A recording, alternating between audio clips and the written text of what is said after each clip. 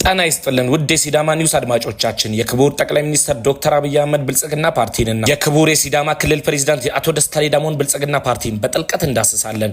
አብራችሁን ቆዩ። የብልጽግና የማንሰራራት ዘመን አንዱ ዋነኛ አሳሪ ቃልና የተግባር ምንጫችን የሚሆነው በዚህ ዓመት ያየነውን የኮሪደር ልማት በሚቀጥለው ዓመት ስትመጡ አታዩትም።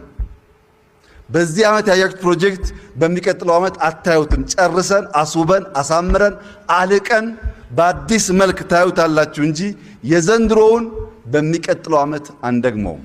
ያ ውሃ ተሻግሯል። ክቡር የኢፌድሪ ጠቅላይ ሚኒስትር ዶክተር አብይ አህመድ እርሶ እንደተናገሩት በወራት ውስጥ ኮሪደር ልማቱንም አጠናቀዋል።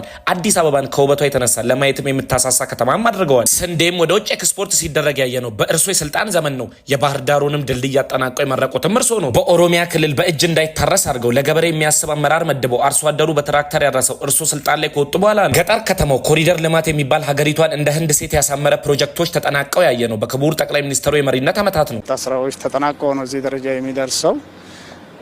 ከዚህም በኋላ 24 ሰዓት ወር 18 ሰዓት በቀን እየተሰራ ነው ይሄንን ማሳካት የሚቻለው። በዚህ ሁኔታ ከኮንትራክት ከሩብ ጋር ምክክር አድርገናል። ለውጥም ከጊዜ ወደ ጊዜ እያሳየ ይገኛል። በያዝነው እቅድ ነገሮች እየሄዱ ናቸው። እስከ ሰኔ ድረስ የሚታይ ከተቻለ መጨረስ ካልሆነም አጥጋቢ አፈጻጸም ደረጃ ይደርሳል ብለን ነው የምናስበው። የሲዳማ ክልል ፕሬዝዳንት አቶ ደስታ ሌዳሞ በ6 ዓመት የስልጣን ዘመናቸው አንድ ለህዝብ የሚጠቅም ፕሮጀክት ሳይሰሩ የሲዳማ ክልል የዞንና የወረዳ ነዋሪዎች ላቲሻ የሚባል ሲዳምኛ እንደናፈቃቸው ዘመናት ሲኖግዱ በሚሊዮኖች አውጥተን አስመረቀን እያሉ የአየር ላይ ጨዋታ የሚመስሉ ድልድዮችን እነሱም ሳይፈሩ ህዝቡንም ሳያፍሩ በሚዲያዎቻቸው እያሰራጩ የበንሳዳዬን በጀት በአራጣ ጨርሰው ህዝቡ ገንዘብ እንዲያዋጣ አንቀው እንዲያዙት ዓመታት ሲያልፉ በጤጤቻ ወረዳ ለመሳይ የማትበቃውን የመምህራን ደሞዝ የመንግስት አመራሮች ምክንያት እየፈጠሩ እየወሰዱባቸው ለዓመታት ፍዳቸውን እያዩ የሐዋሳ ከተማን 20 ዓመት ወደ ኋላ መልሰው ባለሀብቱ ነዋሪውና ጎብኚውም ልቡ እየሸፈተ ከሁለት ክፍለ ከተማ በላይ አይቶ አውቅም የሚባለውና ስለ ሐዋሳ ከተማ እድገትና እውቀት የለውም ተብሎ በከተማው ነዋሪ የሚተችን ከንቲባ አምጥተው ሐዋሳን ከማልማት ይልቅ እንዳባታቸው ርስ ተከፋፍለውና ተቀራምተው ለነዋሪም ለጎብኚም ባዶ እያደረጓት በብልጽግና ስም ራሳቸውን አበልጸገው በአሜሪካና በአውሮፓ ቤት እየገዙና እየተዝናኑ ህዝቡ ራበኝ ሲል ላማለኝ በሰማይ ወተቷን የማለ እያሉ እየቀለዱበት ሲዳማ ሲንጋፖርን ሆናለች እያሉ ዳቦ የራበው ህዝብን በውሸት ያጠግባሉ። ሲዳሙ ኩይ ከሲንጋፖር ኢካሺ ማያና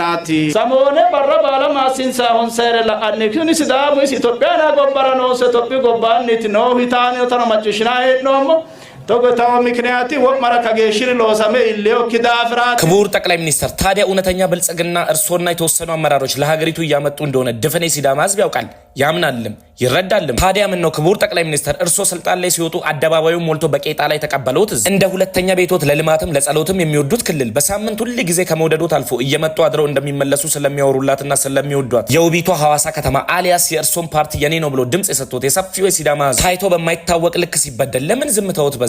ክቡር ጠቅላይ ሚኒስትር ሲዳማ በብልጽግና ስም ራሳቸውን ብቻ የሚያበለጽጉ ምድራዊውንም ሰማያዊውንም ምግብ ባላቸው ስልጣን የሚያልፉ የሚመስላቸው በዘረፋና በሙስና ፓብሎ ስኮባርን የሚያስንቁ ሙሰኛ አመራር ሲዳማን እንዳንበጣ ሲወራት ለምን ዝም አሉ? ክቡር ጠቅላይ ሚኒስትር እርሶ ለህዝቡ ልማት ቀለሊት ሳይሉ ውጭ እየሰሩ ያድራሉ። የሲዳማው መሪ ህዝቡን በራብ ጨርሶ ጎዳና ያሳድራሉ። የተከበሩ የሀገር መሪ እርሶ መጽሐፍ ጽፈው የሽያጩን ብር ለሐዋሳ ከተማ የተራራው ፕሮጀክት አውሉት ብለው ለአቶ ደስታ በስጦታ ይሰጣሉ። የክልሉ ፕሬዝዳንት ተራራውንም ለአመታት አስቆመው የመጽሐፉ ሽያጭ ብርም እንደ ክልሉ ልማት ደብዛውን ካጠፉት አመታት ነጎዱ። ክቡር ጠቅላይ ሚኒስትር በተለያዩ የሀገሪቱ ከተሞች ገበሬዎች በትራክተር ያርሳሉ። የሲዳማ ክልል ገበሬዎች ትራክተሩን ቀርቶ በእጅ ለማረስ እንኳን ማዳበሪያ 11 ሺህ ብር ገብቶባቸው ህይወት እንደ ኩራስ ደብዝዛባቸዋለች። ክቡር የኢፌድሪ ጠቅላይ ሚኒስትር ዶክተር አብይ አህመድ የሲዳማ ህዝብ ከእርሶና ከመንግስቶ ጎን ነው። አሁንም የተቃውሞውን ድምጽ እያሰማ የሚገኘው በብልጽግና ስም የሙስና ብልግና እየሰሩ ያሉ የሲዳማ ክልል አመራሮች ይበቃቸዋል፣ የህዝብን ሀብት ገፈዋልና ከስልጣን ወርደው ይጠየቁልን ብሎ ነው ክቡር ጠቅላይ ሚኒስትር በሲዳማ ብልጽግና ውስጥ ህዝቡ መሪዎቼ ናቸውና ብልጽግናን የሚያስቀጥሉ አመራሮች ናቸው እያለ ሌት ተቀን ስማቸውን የሚያነሳው እንደነ ክቡር ሚኒስትር ዶክተር ፍጹም አሰፋ እንደ ክቡር አቶ ሚሊዮን ማቴዎስ እንደ ክቡር አቶ ደሴ ዳልኬ እንደ ክቡር አቶ ዘነበ ኩሞ እንደ ክቡር አቶ ጠራቱ በየነና ሌሎች በፌደራል ደረጃ የሚገኙ ታማኝ የሲዳማ ክልል ብልጽግና አመራሮች ሲሆኑ በክልል ካሉ የብልጽግና አመራሮች ደግሞ እንደነ አቶ ማራዶና ዘለቀ እንደነ አቶ አገና ኔቶና ሌሎችም የእርሶንና የፓርቲውን ራዕይ የሚያስቀጥሉ መኖሩን ተረድተው ክቡር ጠቅላይ ሚኒስትር የሲዳማን ህዝብ ሀብት የዘረፉና ዘርፈውም ከሀገር ያሸሹ የክልሉ አመራሮች ከስልጣን ወርደው በህግም እንዲጠየቁ እንዲያደርጉ ስንል በድጋሚ ለክቡር የኢፌድሪ ጠቅላይ ሚኒስትር ዶክተር አብይ አህመድ ሲዳማ ኒውስ ጥሪ ያቀርባል።